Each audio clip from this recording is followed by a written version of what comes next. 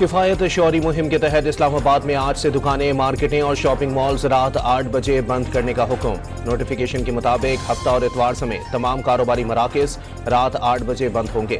شادی ہالز، مارکیز اور تمام تجارتی اور نجی تقریبات رات 10 بجے ختم کرنے کا حکم۔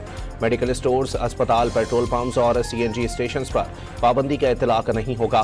ہوٹل، ریسٹورنٹس، تندور، کریانہ اسٹورز اور بیکریاں رات 10 بجے بند کرنے کی ہدایت۔ ریسٹورنٹ سے کھانا گھر لے جانے، ہوم ڈیلیوری سروس پر کوئی پابندی نہیں۔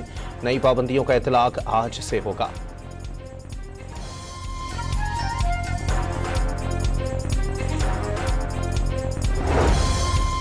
صدر ٹرمپ کی نئی تجاویز اور سخت شرائط کے باعث ایران ڈیل جلد ہونے کے امکانات معدوم۔ امریکہ کی معاہدے میں ترمیم کے بعد ایران کا بھی ترمیم بھجوانے کا فیصلہ۔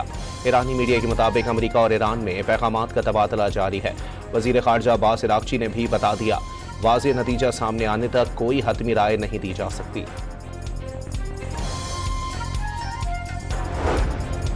سفارتی محاذ پر دشمن کے الفاظ اور وعدوں پر بالکل بھی بھروسہ نہیں۔ ایرانی عوام کے حقوق کی ضمانت یقینی بنانے تک کسی معاہدے کی منظوری نہیں دی جائے گی۔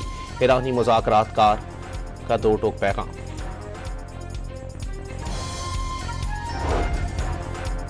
صدر ٹرمپ ایران ڈیل پر سیاسی دباؤ کا شکار۔ گیس کی قیمتوں میں اضافے کے بعد اپنی ہی جماعت کے ارکان بھی مخالفت کرنے لگے۔ برطانوی خبر ایجنسی رائٹرز کا تبصرہ، ایران جنگ کے دباؤ کے باعث ٹرمپ نے ویکینڈ گھر کے بجائے واشنگٹن میں ہی گزارا۔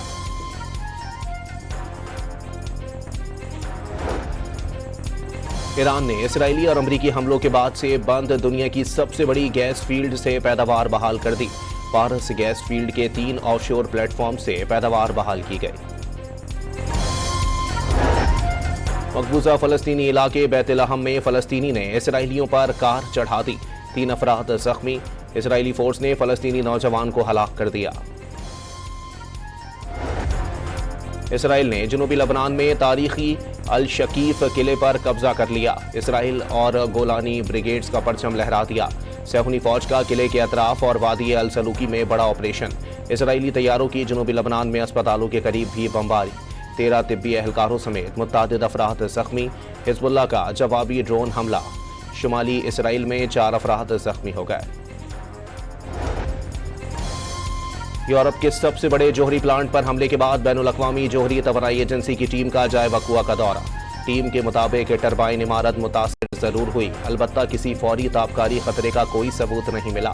سربراہ IAEA رافیل گروسی نے جوہری تنصیبات پر حملے ناقابل قبول قرار دے دیے۔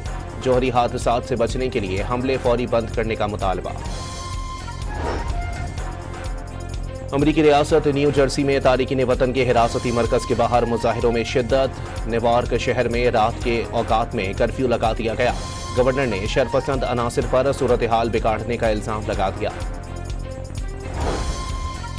صومالی قزاقوں کے ہاتھوں آئل ٹینکر کے اغوا کو 40 روز گزر گئے، 10 پاکستانیوں سمیت کوئی بھی رہا نہ ہو سکا۔ سفارتی ذرائع کے مطابق قزاقوں نے پہلے 10 ملین پھر $4 ملین تاوان مانگا۔ مذاکرات ابھی تک بے نتیجہ ہیں۔ وزیر اعظم شہباز شریف سے وزیر داخلہ محسن نقوی کی ملاقات۔ امن و امان کی مجموعی صورتحال اور سیکیورٹی انتظامات پر تبادلہ خیال۔ گلگت بلتستان میں پرامن اور شفاف الیکشن یقینی بنانے کی تیاریوں پر بھی بریفنگ۔ حکومت جمہوری عمل کے لیے ہر ممکن اقدامات جاری رکھے گی، وزیر اعظم کی گفتگو۔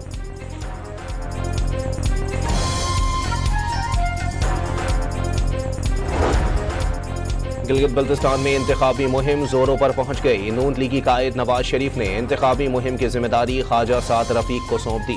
بلاول بھٹو آج اسکردو میں شگر کے مقام پر جلسے سے خطاب کریں گے۔ ڈان نیوز نے آئندہ مالی سال کے بجٹ کی اہم تجاویز حاصل کر لیں۔ دستاویز کے مطابق شرح نمو کا ہدف 4%، اوسط مہنگائی کا ہدف 8.2% رکھنے کی تجویز۔